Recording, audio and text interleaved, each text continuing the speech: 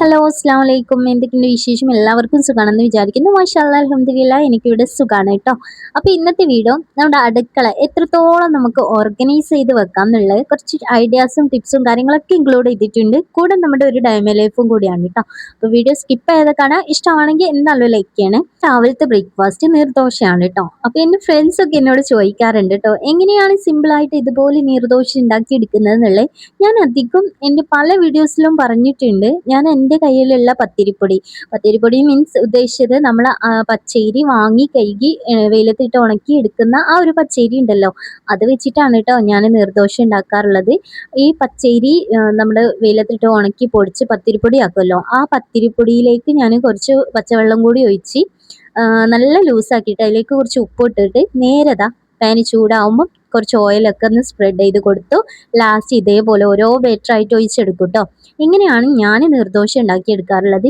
ഇതേ രീതിയിലും ഉണ്ടാക്കാം, അല്ലാതെ അരി വെള്ളത്തിൽ കുതിർത്തിട്ട് തലേന്ന് കുതിർക്കുക, പിറ്റേന്ന് നമുക്ക് വേണമെന്നുണ്ടെങ്കിൽ അരിച്ചെടുത്തിട്ട് ഇതുപോലെ ദോശ ഉണ്ടാക്കിയെടുക്കാം കേട്ടോ.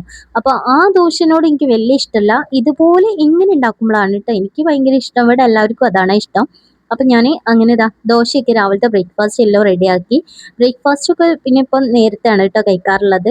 നമുക്ക് അലർജീൻ്റെ പ്രശ്നവും കാര്യങ്ങളൊക്കെ ഉണ്ടായതുകൊണ്ട് തന്നെ ഞാൻ പിന്നെ അധികം ഫുഡൊക്കെ നേരത്തെ കഴിക്കും, കാരണം മരുന്നും കാര്യങ്ങളൊക്കെ കുടിക്കാനുണ്ടായതുകൊണ്ട്. അപ്പോൾ ഫുഡും കാര്യങ്ങളൊക്കെ കഴിച്ചു. അത് കഴിഞ്ഞതിന് ശേഷം നേരെ വന്നിട്ടുണ്ട്. ഇനിയാണ് നമ്മുടെ ക്ലീനിങ്ങും കാര്യങ്ങളൊക്കെ കേട്ടോ. അപ്പോൾ സിറ്റ് ഔട്ട് ആദ്യം തന്നെ എന്നിട്ട് അടിച്ചാരി എടുക്കുന്നുണ്ട്. ഈ അടിച്ചു വാരലും കാര്യങ്ങളൊക്കെ കഴിഞ്ഞാൽ നേരെ തുടച്ചിടാൻ നിൽക്കും കേട്ടോ. പിന്നെ നമ്മൾ വേഗം വന്നിട്ട് ഡൈനിങ് ഹാളിൽ എന്തായാലും ഫുള്ള് മെസ്സി ആയി കിടക്കുന്നുണ്ടാവും. ടേബിൾ മേലെ ഇതുപോലെ ഇസ്തിരി പെട്ടി അല്ലെങ്കിൽ പഴയ ബുക്കുകൾ അല്ലെങ്കിൽ എന്തെങ്കിലുമൊക്കെ ആയിട്ട് പെൻസിലൊക്കെ ആയിട്ടുണ്ടാവും. അങ്ങനെ സിറ്റ് ഔട്ടിൽ പണി കഴിഞ്ഞപ്പോൾ നേരെ ഡോറൊക്കെ അടിച്ചിട്ട് നേരെ വന്നിട്ട് വാഷ് ബേസ് കഴുകാൻ നിന്നിട്ട്. അപ്പോൾ ടേബിൾ മേലുള്ള സംഭവങ്ങളൊക്കെ ഒന്ന് എടുത്ത് വെച്ചിട്ടുണ്ട്. അത് കഴിഞ്ഞതിന് ശേഷമാണ് ഞാൻ നേരെ വന്നിട്ട് വാഷ് ബേസും അങ്ങോട്ട് ക്ലീൻ ആക്കിയിടും. രാത്രി ഡൈനിങ് ഹാളിൽ ഇരുന്നിട്ടാണ് മോൻ്റെ പഠനവും കാര്യങ്ങളൊക്കെ നടക്കുന്നത്. അതുകൊണ്ട് തന്നെ പേനയും പേപ്പറും അങ്ങനത്തെ അല്ലറ ചില്ലറ സംഭവങ്ങളൊക്കെ ടേബിൾ മേൽ ഉണ്ടാവും. അത് ഞാൻ പിറ്റേന്ന് രാവിലെ വേഗം അങ്ങോട്ട് ക്ലീൻ ആക്കിയിടും കേട്ടോ. പിന്നെ ടേബിൾ ഒന്ന് തുടച്ചിടും. അങ്ങനെ വാഷ് ബേസ് മൊത്തം ഒന്ന് ക്ലീൻ ആക്കി എടുത്തിട്ടുണ്ട് കേട്ടോ. ഡെയിലി ചെയ്യുന്ന റൂട്ടീൻസ് ആണ് ഇതെല്ലാം. പിന്നെ അത് കഴിഞ്ഞതിന് ശേഷം കിച്ചണിലെ രാവിലത്തെ ബ്രേക്ക്ഫാസ്റ്റ് കഴിഞ്ഞതാണല്ലോ, അപ്പോൾ പിന്നെ വിചാരിച്ചു കിച്ചൺ അങ്ങോട്ട് മൊത്തം ഒന്ന് അങ്ങോട്ട് മാറ്റിയെടുക്കാന്നുള്ളത് കേട്ടോ. മാറ്റിയെടുക്കാന്ന് വെച്ചാൽ വെച്ച സാധനങ്ങളൊക്കെ ഒന്ന് തിരിച്ചെടുത്തിട്ട് അതെല്ലാം ഒന്ന് തുടച്ചിട്ട് ആ ഭാഗമൊക്കെ പൊടിയും അതുപോലെ എന്തെങ്കിലുമൊക്കെ ഉണ്ടാവും കേട്ടോ. അപ്പോൾ അവിടെയൊക്കെ ഒന്ന് തുടച്ച് വൃത്തിയാക്കാൻ വേണ്ടിയിട്ട് നിൽക്കുകയാണേ. പോയി ഓർഗനൈസ് ചെയ്ത് വെക്കുമ്പം ഒരേ തരത്തിലുള്ള സംഭവങ്ങൾ ഒരുമിച്ച് വെക്കാൻ വേണ്ടിയിട്ട് നോക്കുക. അപ്പോൾ കാണുമ്പോഴും നല്ല വൃത്തി ഉണ്ടാവും, എടുക്കാനും നല്ല സുഖമായിരിക്കും. ഇപ്പോൾ പയറുവർഗ്ഗങ്ങളാണെങ്കിൽ ഒരേ ഭാഗത്ത് ഒരേ രീതിയിൽ വെക്കുക. പിന്നെ പഞ്ചസാര അതുപോലെ ചായപ്പൊടി ഇതെല്ലാം ഒരേ രീതിയിൽ വെക്കുമ്പം എടുക്കാൻ നല്ല എളുപ്പമായിരിക്കും കേട്ടോ. കൗണ്ടർ ടോപ്പിൽ വല്ലാതെ പൊടികളും കാര്യങ്ങളൊന്നും ഇല്ല, കാരണം ഞാൻ ഡെയിലി തുടച്ചിങ്ങനെ പോകുമ്പോൾ എല്ലാം ഒന്ന് ജസ്റ്റ് ഒന്ന് പൊത്തിച്ചിങ്ങാണ്ട് അതിൻ്റെ അടിഭാഗമൊക്കെ ഒന്ന് തുടച്ചിട്ടാണ് കേട്ടോ പോവാറുള്ളത്. അതുകൊണ്ട് തന്നെ വലിയ തോതിലൊന്നും ഡീപ്പായിട്ടുള്ള ഒരു ക്ലീനിങ് ചെയ്യേണ്ട ആവശ്യം വരുന്നില്ല. അപ്പോൾ 10 മിനിറ്റ് നമ്മൾ ഡെയിലി എന്താ പറയുക ക്ലീൻ ചെയ്യുന്ന സമയത്ത് 10 മിനിറ്റ് ഇതിനായിട്ട് മാറ്റി വെക്കുകയാണെങ്കിൽ ഓവറായിട്ടുള്ള ക്ലീനിങ്ങിന് നമുക്ക് അതിനൊരു ആവശ്യം വരുന്നില്ല കേട്ടോ. സത്യം പറഞ്ഞാൽ സാധനങ്ങൾ ഇട്ട് വെച്ചിട്ടുള്ള ബോട്ടിൽമേൽ എന്തെങ്കിലും ലേബലൊക്കെ ഒട്ടിക്കുകയാണെങ്കിൽ പെട്ടെന്ന് നമുക്ക് എടുക്കാൻ നല്ലൊരു ഈസി ആയിരിക്കും കേട്ടോ. കാരണം ഇപ്പോൾ മുളക് പൊടി അതൊക്കെ ചിലപ്പം നമുക്ക് പുറമേക്ക് നോക്കുമ്പോൾ കാണാൻ പറ്റാത്ത രീതിയിലുള്ള ബോട്ടിൽസൊക്കെ ആണെങ്കിൽ നമുക്ക് ജസ്റ്റ് ഒന്ന് ലേബൽ ചെയ്തിടാം കേട്ടോ. അങ്ങനെ ചെയ്താലും നമുക്ക് പെട്ടെന്ന് എടുക്കാൻ കഴിയേ. ഒരിക്കലേ ഒരു ദിവസം ഇതിനായിട്ടായിട്ട് മാറ്റി വെക്കട്ടോ. അങ്ങോട്ട് ക്ലീൻ ചെയ്യാൻ വേണ്ടിയിട്ട് മാറ്റി വെക്കുക. അങ്ങനെ ആകുമ്പോൾ തന്നെ നമുക്ക് പിന്നെ കിച്ചണിൽ പണിയെടുക്കുമ്പോൾ നല്ലൊരു ഇൻട്രസ്റ്റ് ആയിരിക്കും. അതേപോലെ നമുക്ക് ആവശ്യമില്ലാത്ത പാത്രങ്ങൾ, കുപ്പികൾ, ആവശ്യമില്ലാത്ത ഭക്ഷ്യവസ്തുക്കളൊക്കെ ഉണ്ടാവുമല്ലോ, അതൊക്കെ അങ്ങോട്ട് എടുത്ത് ഒഴിവാക്കുക. അങ്ങനെ ആകുമ്പോൾ തന്നെ നമുക്ക് നല്ല എന്താ പറയുക, കുറച്ച് സ്ഥലത്താണെങ്കിൽ കൂടിയിട്ട് നമുക്ക് ആവശ്യത്തിനുള്ള സാധനങ്ങൾ മാത്രം വെക്കുമ്പോൾ കുക്ക് ചെയ്യാൻ ഭയങ്കര എളുപ്പമായിരിക്കും. ഈസി ആയിട്ട് നമുക്ക് അങ്ങോട്ട് വെക്കാനും എടുക്കാനും ഒക്കെ എളുപ്പമാവും കേട്ടോ. പിന്നെ ചെയ്യുന്നത് കൗണ്ടർ ടോപ്പിലുള്ള എല്ലാ സംഭവങ്ങളും പുറത്തേക്ക് വെച്ചു. അതിന് ശേഷം മൊത്തം ഒന്ന് തുടച്ചെടുത്തിട്ട് വീണ്ടും അതേപോലെ തിരിച്ചങ്ങോട്ട് വെക്കുകയാണ് കേട്ടോ. ഈ കിച്ചൺ ഓർഗനൈസ് ചെയ്ത് വെച്ചിട്ടുള്ളത് എങ്ങനെയെന്ന് വെച്ചിട്ടുണ്ടെങ്കിൽ എപ്പോഴും യൂസ് ചെയ്യുന്ന സാധനങ്ങളുണ്ട്.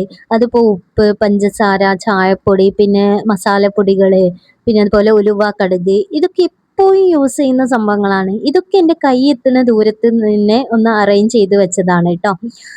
പിന്നെ ഓയിൽ, വെളിച്ചെണ്ണ ഇങ്ങനത്തെ സംഭവങ്ങളൊക്കെ എനിക്ക് കൈ എത്തുന്ന ദൂരത്തേക്ക് ഞാൻ സെറ്റ് ചെയ്ത് വെച്ചു. അതേപോലെ തന്നെ ഈ പഞ്ചസാര, ചായപ്പൊടി ഇതൊക്കെ തോനെ ഉണ്ടാവുന്ന സമയത്ത് ചെറിയൊരു ബോട്ടിലിലേക്ക് മാറ്റി വെക്കുക. തോനുള്ളത് വേറെ ബോട്ടിലിൽ മാറ്റിയിട്ട് നമുക്ക് വേറെ സ്ഥലത്തേക്ക് മീൻസ് ഉദ്ദേശിച്ചത് സ്റ്റോർ റൂം അങ്ങനത്തെ സംഭവങ്ങളൊക്കെ ഉണ്ടെങ്കിൽ അതിലേക്കൊക്കെ ഒന്ന് വെച്ചിങ്ങാണ്ട് അറേഞ്ച് ചെയ്താൽ മതി കേട്ടോ. അപ്പോൾ എനിക്ക് കയ്യെത്തുന്ന ദൂരത്തേക്ക് എന്നും ഡെയിലി ഞാൻ യൂസ് ചെയ്യുന്ന സാധനങ്ങൾ കയ്യെത്തുന്ന ദൂരത്ത് എടുത്ത് വെച്ചിട്ടുണ്ട് കേട്ടോ. പിന്നെ ദാ ബാക്കിയുള്ള ഏരിയ മൊത്തം ഒന്ന് തുടച്ച് നല്ല വൃത്തിയാക്കി എടുക്കുന്നുണ്ട്. പിന്നെ ഞാൻ കുറച്ച് പാത്രങ്ങൾ ഉണ്ടായിരുന്നു. ആ പാത്രങ്ങളൊക്കെ എടുത്തു കേട്ടോ. പിന്നെ എൻ്റെ അടുത്ത് ആവശ്യത്തിനുള്ള പാത്രങ്ങൾ മാത്രമേ ഞാൻ എടുക്കാറുള്ളൂ. ബാക്കിയുള്ളതൊക്കെ ഞാൻ നല്ല രീതിയിൽ എടുത്ത് വെച്ചതാണ് കേട്ടോ.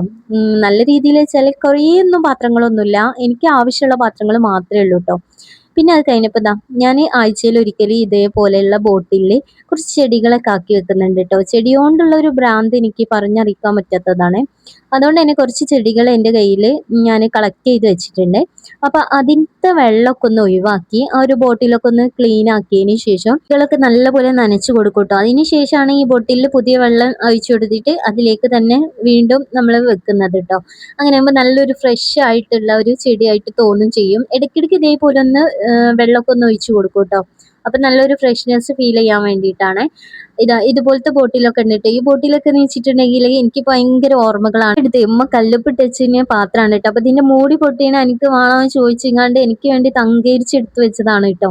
ഇങ്ങനത്തെ എന്തെങ്കിലും ബോട്ടിലൊക്കെ ഉണ്ടെങ്കിൽ എനിക്ക് തങ്കരിച്ചെടുത്തേക്കും. ഉമ്മക്ക് അറിയാം എനിക്ക് പല ചെടികളും പല രീതിയിൽ വെക്കാനുള്ളത്, അല്ലെങ്കിൽ പല എന്തെങ്കിലും ക്രാഫ്റ്റ് ഒക്കെ ചെയ്തുകൊണ്ട് അങ്ങോട്ട് സെറ്റ് ആക്കും കേട്ടോ.